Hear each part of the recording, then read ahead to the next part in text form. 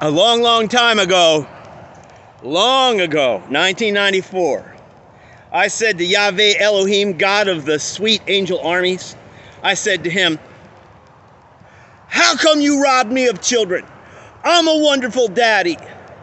How come you let Satan stand over my mind and not have a good marriage and not have children?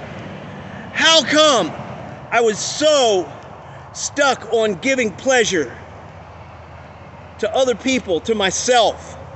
Why was it that I was stuck in sexual pleasure foolishness, not channeling it in a wonderful way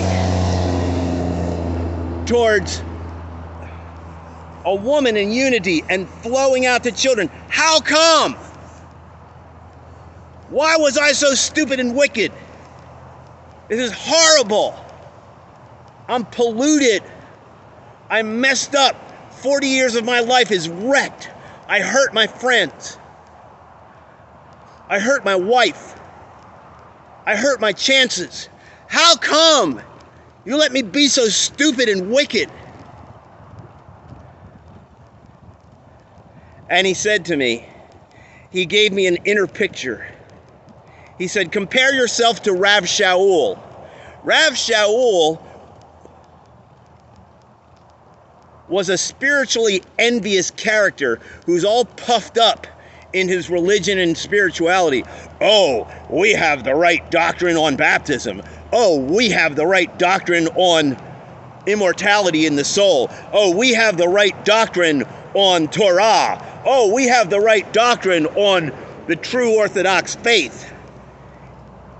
He said Paul was so puffed up in his spiritual practices, study Aholabah and Aholiah, Jerusalem and Samaria. It literally says, your love of your little spiritual practices. Oh, we have the prophetic word. Oh, we have the prophetic word. We're going to get a word. We're going to go to church and get a word. Getting so excited about your little corner of spirituality without remembering the other things that you're supposed to do is literally like lusting after sex with hot women or hot men that are hung like donkeys. It's literally a thrill. Oh, we're going to go back to the right doctrine on baptism. We're so right. We're so marvelous. We just love ourselves and our little peer group. We love our peer group insanity. He showed me that Paul, from the early Christian writings, the hook in Paul's flesh, it's not a thorn. The word thorn in Greek means a hook. It literally means a grabbing place, like a foothold, a stronghold.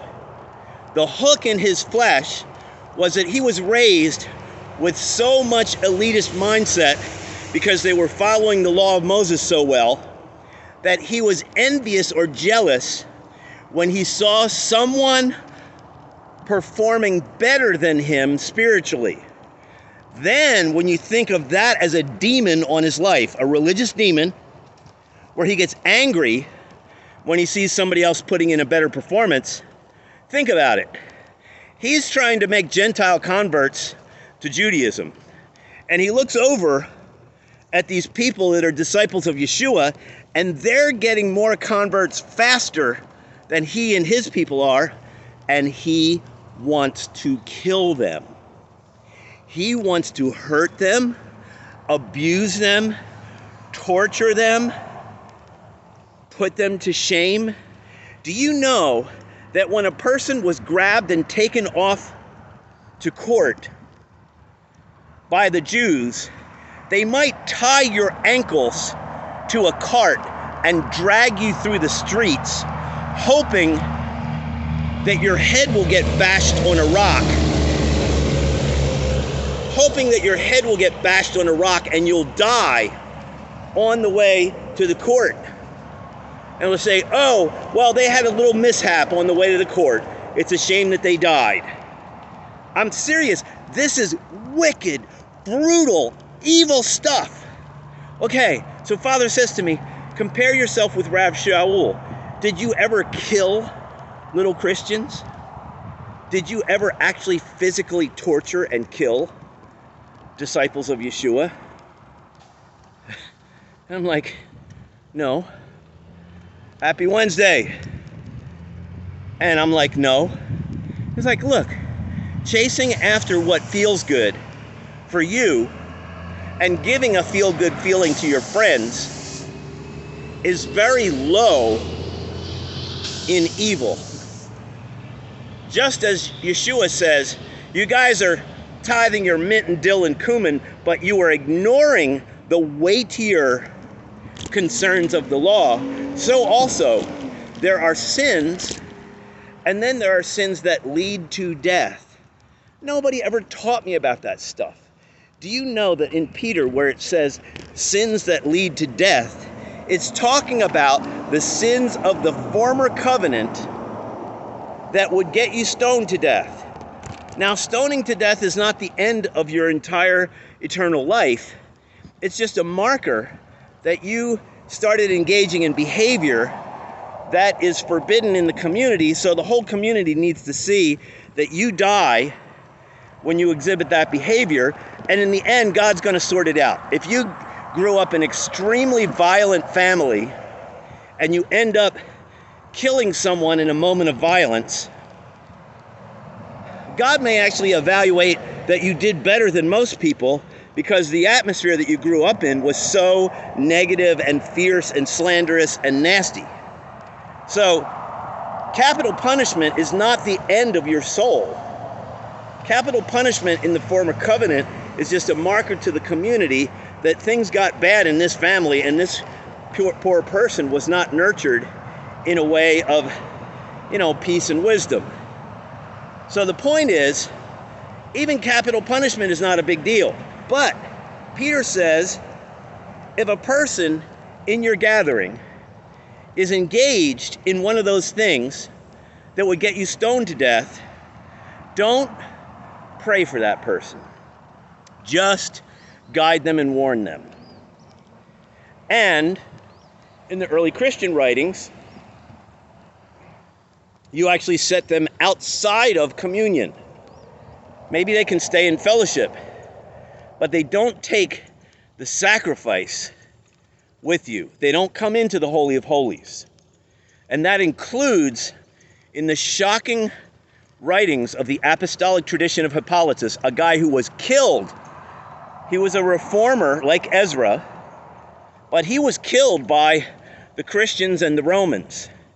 In the apostolic tradition of Hippolytus, which is, he wrote in the late 200s, he says, if you have a desire for military service or for high government office that might command a war, an assassination, or killing, an uprising, if you have a desire for military service or high government office, you have despised God.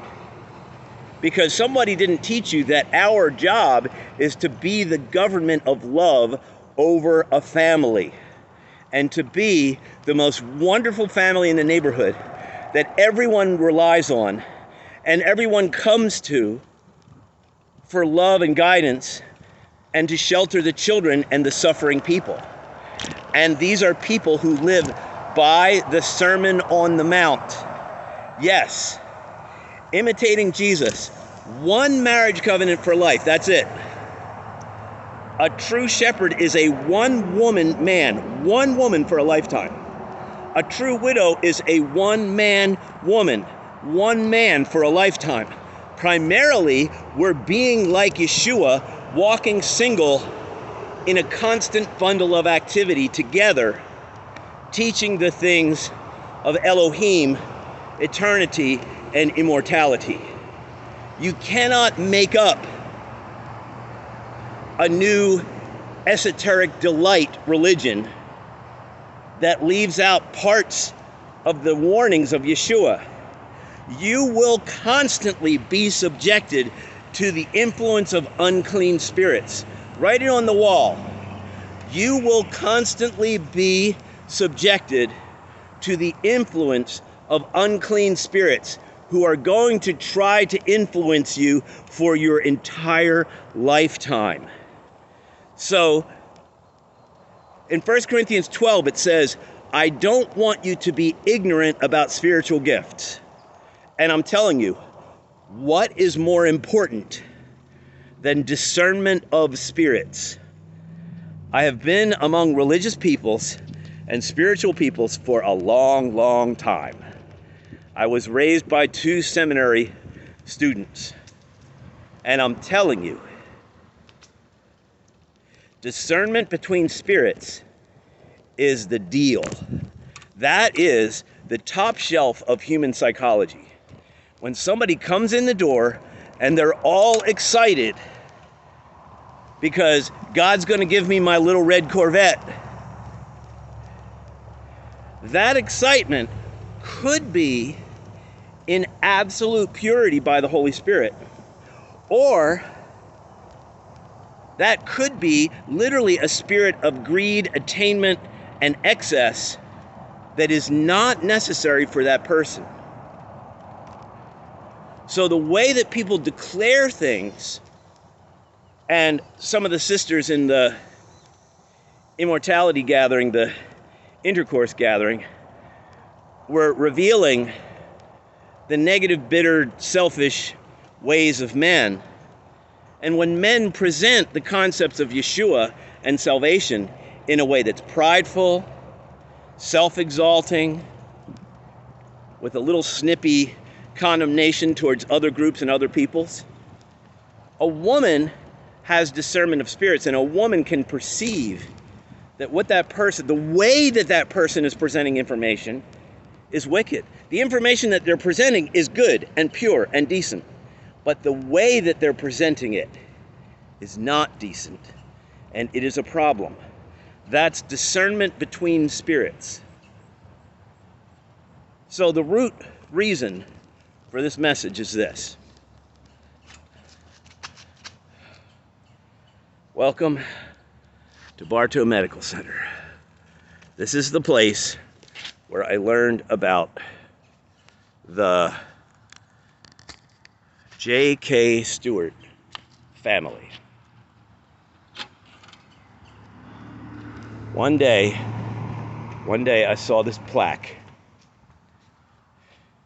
And basically, this plaque in the ground at the Bartow Medical Center taught me about J.K. Stewart, 1901 to 1991, and his wife Alice, 1905 to 1977.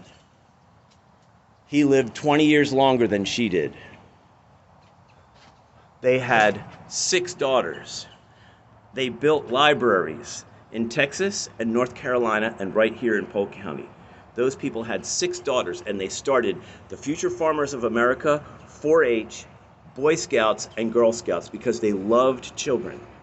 And they had only daughters, which is a remarkable thing to me, because my life is being surrounded by the daughters that I've never had, sharing with them the struggles of being a man and a dad and a grandpa, and letting them know that they're allowed to ask any questions and they're allowed to bring any complaints.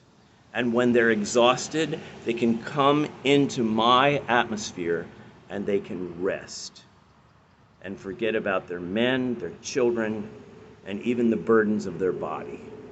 So J.K. Stewart, S-T-U-A-R-T, some of his daughters are still alive, and I wish I could interview them. But here's the point of my talk. At one point in my life, Father said to me, your love of feeling pleasure and giving pleasure is not anywhere near as evil as Paul's killing of human beings who were operating in a spiritual way that he disapproved of. And I mean, literally, by that, God said to me, your love of pleasure and the fact that your parents didn't talk to you about what's written in Song of Songs, the passion and arousal and pleasure chapter of the Bible, In Song of Songs, it says in 3 places, chapter 2, chapter 3, and chapter 8, precious one, do not awaken love, passion, desire, arousal until it's time. Do not awaken the body hungriness for your own person until it is time to do so. Do not awaken love, passion, arousal, desire until it is time. Now, if somebody had taught me that warning and then helped me understand how to do my Kegel exercises, take the child out in the field and show him how you pee and stop peeing, pee and stop peeing, pee and stop peeing. If you, my child, can do that, you can also be self-controlled in your desire, passion, arousal. And that's the way that you say no to yourself physiologically when you're feeling arousal. And the more that you practice that Kegel, the more that you can even release the goodness of your pleasure flow or hold it in. And that's for both men and women. But men need the practice more because they have the irresistible, almost irresistible stimulation reality. One of my favorite discoveries was a man who was raised at Bethel Church in California. And he was raised with cheerful parents and elders who were saying, okay, when your penis gets big, you don't have to pay attention to it. It's just a muscle. You don't have to stimulate it. That is for your person, when you have a person. A penis is meant to be shared with you and somebody else. If it gets big, just leave it alone. Learn your Kegel exercises. So this guy never aroused himself. Never aroused himself. And then he had his own woman at some point. I don't know, 18 to 22 years old. He ended up with a spouse. And he said that now that he knows the sexual enjoyment, it's almost impossible not to stimulate himself because it feels so good. Now listen, for the whole family, that thing should be told. It's like, okay, boys and girls, the men, the flow, the chi of the men comes out surrounded by pleasure. The chi of the woman moves in the hand of God and partly through pain and the cleansing of the uterine lining. So it's really weird that a woman has a flow with a measure of pain and the man has a flow surrounded by pleasure. So a woman has kind of, in some ways, has abilities that the man doesn't have, and he needs her help discerning and holding back, and he needs help talking about his flow. Because the woman's flow, she wants to prepare for their flow, her flow, and she needs to let people know, okay, the time of my flow is coming. And in Leviticus 15, the men are challenged by God to let the family know when there has been a flow. And the family can help the man stay busy and help the man be in situations where he is not flowing unnecessarily. Now, the flow of the man is not wicked and evil. If you really saturate in Leviticus 15, a man does not have to make a sin offering if he has a flow of his wonderful baby fountain. He does not have to make a sin offering. It doesn't say if a man is married and he has a flow of seed away from his wife, he must make a sin offering. It doesn't say that. Those details are not in place. They can be discerned family to family. But the point is, in the actual law of Moses, an ejaculation is not a sin. And the criteria and the context is obviously in the pleasure of the two bodies together. But if there is a flow, the family needs to know that the body of our family, collective family, is flowing or has flowed. This is not a weird, goofy, pornographic or negative thing. It's just the reality. In the story of that man, once he was introduced to the marriage bed pleasure, he said it's almost impossible not to stimulate yourself because it feels so good. And that's just a neat thing. It's a reality about the male physiology. So when I was lamenting to God and calling out to God and saying, God, I am so upset with myself, he said, basically, look, it's not anywhere near as bad as Paul killing human beings. And the fact that he was killing human beings makes him the most humble apostle. So I warn you, do not bury Paul's words and say, oh, he's a this and he's a that. Those things are things taught by demons.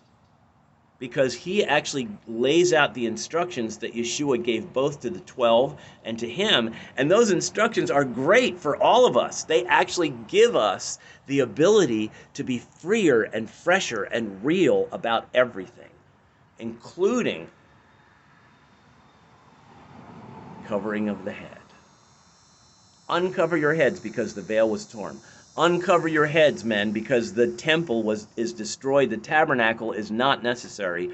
We are now the tabernacle, and the men are face to face with Elohim, and the women are with them, and they use the gesture of the veil, but they are greater than John the Baptist and all of the priests of the temple, because by the name and the blood of Yeshua, those women have power over the realm of darkness and power over the temporal realm of the world and the human existence. And the gesture of the veil is just, hi, we accept the lineage of God to Christ, Christ to man, man to woman, and the men are held more responsible. The men, on Judgment Day, the men will be judged. Matthew 12. Each man will have to give an account for all the careless words and teachings that they gave. The women will have to give an account for what man of good character and good words that they attach themselves to, because they are the protective power. The word etzer, study E-T-S-E-R. The word etzer, I could find no etzer for the man. The word etzer means a surrounding protective power that can drive back an army of opposition. The woman is a powerful entity that helps a male human being to survive. A man cannot survive without the woman perspective. The woman is not a second-class citizen, but she uses the gesture of the veil knowing that she is heaven's gift, and the men better perform well, because they will be judged much more harshly than the women are judged. Peace be with you. Wowie kapowie.